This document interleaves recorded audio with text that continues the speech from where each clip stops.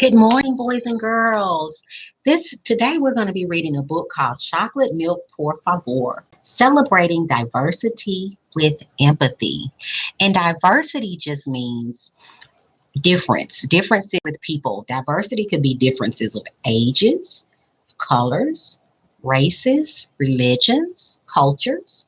And empathy is when we can sympathize and feel how someone else feels. When we can put ourselves in another person's shoes and say, I understand how they could feel like that.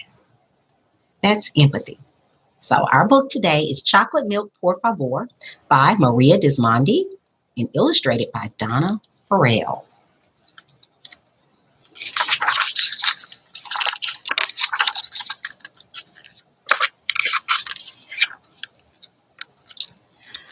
Johnny was walking to school when he first saw the new kid. What a baby, he thought, as the boy cried and held his mother's hand. She whispered something to him, words that sounded different to Johnny. Delicioso. The boy smacked his lips as his mother handed him a chocolate milk.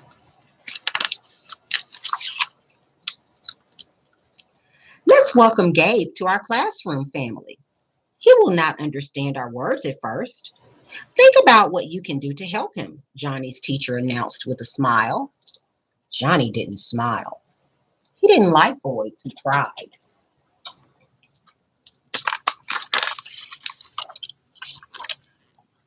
At reading time, Gabe sat next to Johnny. Johnny pulled his book close to his chest. I'm not sharing with him, he thought. Crybaby, whispered Johnny to Gabe. Gabe didn't say a word. It's not very nice of Johnny. It was lunchtime. Gabe whispered to the lunch aide, "Let con chocolate, por favor." The boy behind him announced, "I think he wants chocolate milk." Johnny watched his friend help Gabe and spoke up. Look, he's not like us. He can't even order lunch.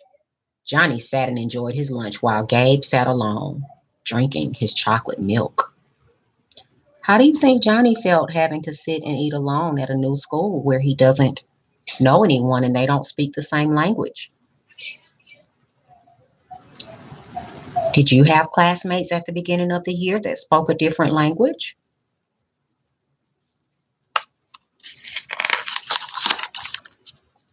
During recess, Johnny spotted Gabe doing a tricky soccer game move he had been trying to master for weeks. He just couldn't do it. So now Johnny sees that Gabe is good at something else he's not as good at. Join our team, a girl shouted to Gabe. Gabe didn't move until she motioned for him to come over. Gabe waved over to Johnny before running to the field, but Johnny ignored him. The team high-fived their new teammate. Well, look at him. He thinks he's so cool, Johnny told himself as he blinked back tears. I won't be a crybaby. Johnny's jaw dropped. Why were they being nice to Gabe? What fun was he? And he couldn't even talk. Is that a nice thing to think about our friends? Just because they're different? No. All week, Johnny watched Gabe from a distance. Gabe came to school every day. He still never said anything, but was trying new things. By the end of the week, Johnny sat alone at lunch. Gabe was surrounded by boys and girls laughing and sharing with him. I wonder why, even though Gabe can't talk, he's got all these friends. Or can't speak English, he's got all these friends. And then Johnny can speak English, but they're not being his friends. Could it have something to do with Johnny's attitude? At recess that day, Gabe kicked the soccer ball over to Johnny. Johnny shook his head no. Gabe did the tricky move anyhow. It's so hard. How do you do it? Johnny asked. Gabe showed him the move over and over again. Finally, Johnny did it. Yes, he shouted. Gabe beamed and patted him on the back. As Johnny walked back to the school, Gabe silently by his side, something clicked for him. He got it. That horrible feeling of being frustrated and wanting to cry because he couldn't get the soccer move. That's how Gabe must have felt learning a new language. I did it. I finally got the tricky move. And Gabe is getting it too, Johnny believed.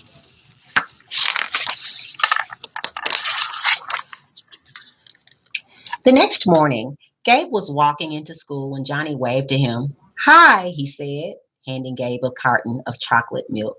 I know it's your favorite, Johnny added.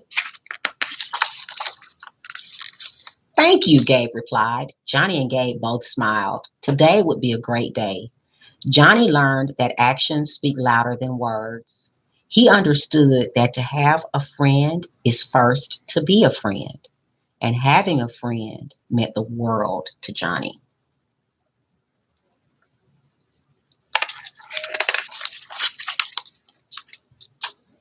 This is the real Gabe.